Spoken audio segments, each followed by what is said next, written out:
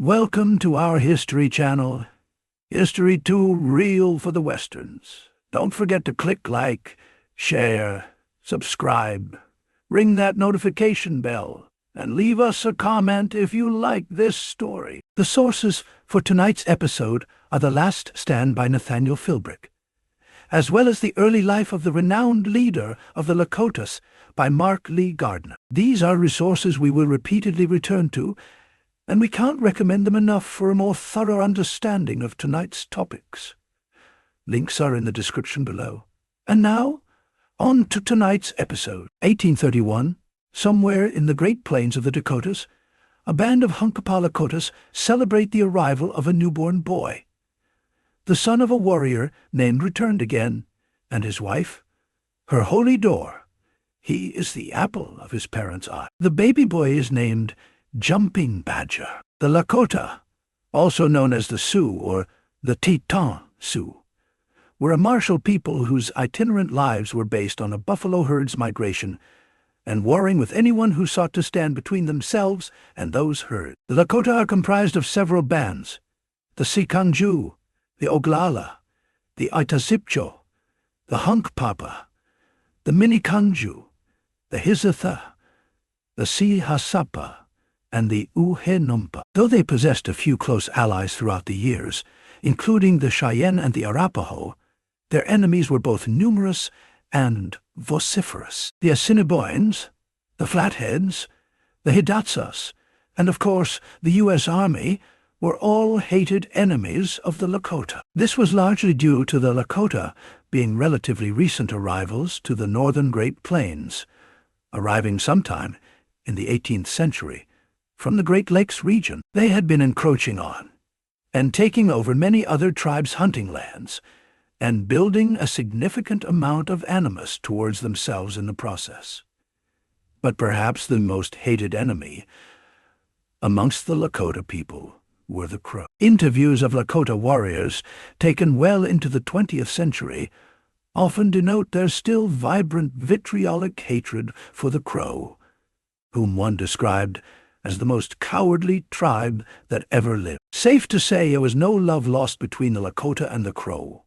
The young men, like all young Lakota, were taught to hate their enemies and to defend their families at all costs. This meant being proficient in all means of martial endeavors, from horsemanship to marksmanship to wrestling. Their mettle was tempered and tested through long exposure to sweat lodges and cold rivers, winter snows and summer suns. But in conjunction to building their bodies, the young men also strengthened their minds, and, of most importance, in the Lakota worldview, their spirits. They were inspired by fireside stories of great warriors' deeds, of great conquests, capture, and selflessness.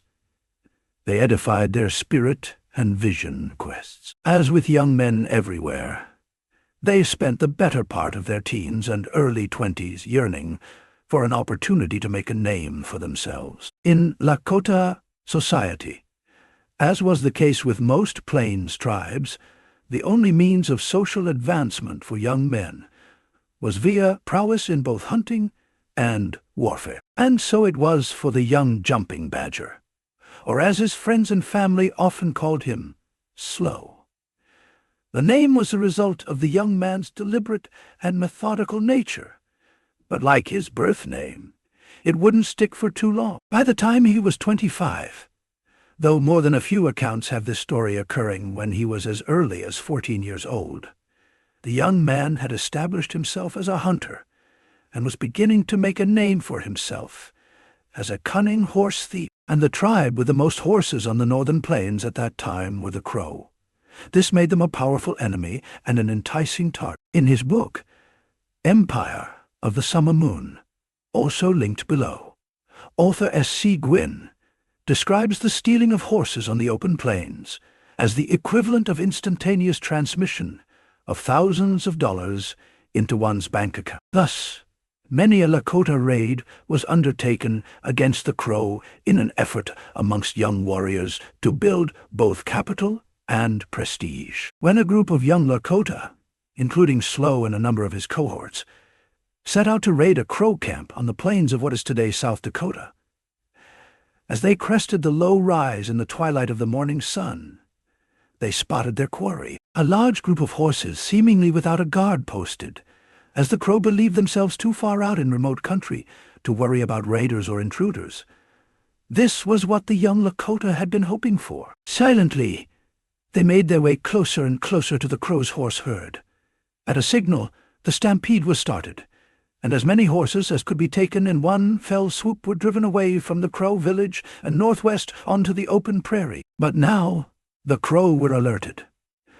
Now the element of surprise had been rapidly, if predictably, disintegrated, and the Lakota were on the defensive. As often happened in these situations, a running fight ensued over rolling prairie land, until eventually the Lakota managed to ensconce themselves in a defensive redoubt in a narrow ravine. The Crow pinned them down, intent on making these Lakota interlopers pay a mortal toll for their intrusion and intentions. At first, they rained down bullets and arrows upon the position, but finding the Lakota had procured themselves sufficient cover, they quickly found themselves mired in a stalemate. The two parties quickly found themselves mired in a stalemate. From their defensive positions, hunkered down behind rocks and logs deep in the ravine, the young, anxious Lakota warriors debated their next course of action. Escape was impossible, but so was an outright victory. And even if they could flee, what was the point in going home at all if it was without any of the horses they had stolen, and with no enemy scalps to show? The debate raged intensely, but briefly, as one among them proposed his own solution. He would go out alone, he said, and challenge the Crow chief to a one-on-one fight. This was a time-honored means of intertribal conflict on the plains, and often a means through which a larger-scale conflict could be avoided, via them playing out in individual combats. But obviously these were very high stakes for the combatants involved.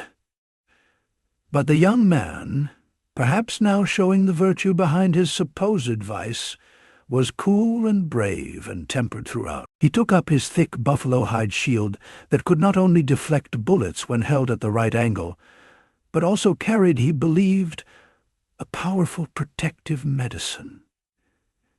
In his other hand, he took up his single-shot musket. These were smooth-bored weapons, and though outdated, still highly prized amongst the tribes for the physical effects they could wreak, and the psychological trauma that they could inflict. The young warrior strode confidently out from his defensive position, seemingly unfazed by the prospect of enemy fire. He called out, in a loud, clear, and confident tone, that he was challenging the Crow chief to a one-on-one fight, to the death right here, right now. The Crow chief then strode out from amongst his men, also with a thick buffalo hide shield and a musket. He called out to the young haughty horse thief that not only would he not be going home with any Crow horses today, he would not be going home at all. Now, the Crow chief said, he was going to kill him. Both men started in a militant trot towards one another, their comrades and chargers waiting pensively behind them. As he ran, the Lakota, who was known to have a fine, clear, high-pitched singing voice, sang his death song. My trials are many, but my life is short. First to break step was the Crow chief, who, when the two were a few dozen yards away, quickly dropped to one knee, steadied his aim, and fired in one deft motion. The young Sioux warrior, now perhaps making some of his comrades behind him, second-guessed the propriety of his slightly derisive nickname. The Slow managed to angle his shield down so that the musket ball ricocheted off of it and down towards the ground. However, before smashing into terra firma, the lead ball tore under the young Lakota's foot. It was a ghastly wound that would have rendered most combat ineffective, but the young man's countenance seemed unchanged, despite the blood pouring from his foot into the prairie dirt. His eyes seemed never to waver from his intended target, as once the Crow's musket had been fired, he now had time to stop and take aim. for his own shot. As the Crow chief rapidly closed the distance, knife in hand, the young Lakota coolly took aim, waited until the Crow was but a few paces away, and deftly put a musket ball into his torso. The Crow went down hard, writhing in agony from the internal, irreversible damage done by the lead ball.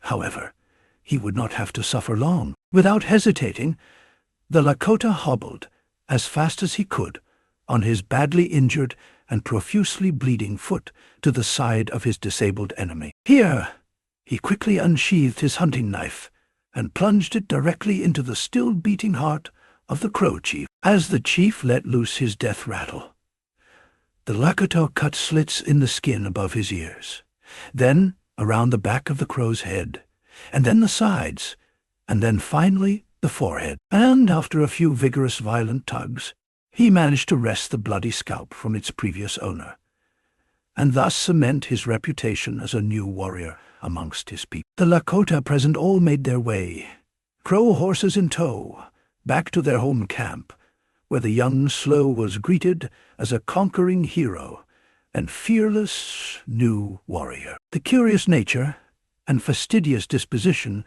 that had often seemed so perplexing to his people had now blossomed into not only a formidable fighter, but a trustworthy leader, and eventually as a kind of holy man, whose visions and premonitions would hold great sway amongst his people. In his life, he would go on to meet presidents and royalty, tour Europe, stay in some of New York's finest hotels, lead some of the bloodiest battles the northern plains would ever see, and ultimately die a martyr's death on a lonely, frozen prairie. The Lakota would know him Tatankaw Hayotake, but you most likely know him as Sitting Bull. Sitting Bull would go on to be one of the most seminal figures in American history and participate in countless more legendary raids and battles, including the legendary Battle of the Little Bighorn. And while those episodes are indeed coming soon, very soon, for tonight, those are other stories for other times. But let us know what you think. Would you have been as brave as Sitting Bull against the Crow? Would you have been as angry as the Crow chief if someone was trying to steal your horses? Is there a good guy here? Or is there a bad guy? Let us know what you think in the comments below. And be sure to click like, share, subscribe, ring that notification bell. Check us out on Patreon at patreon.com/HOKC. And we'll see you next time here on History at the OK Corral. History Too Real for the Western.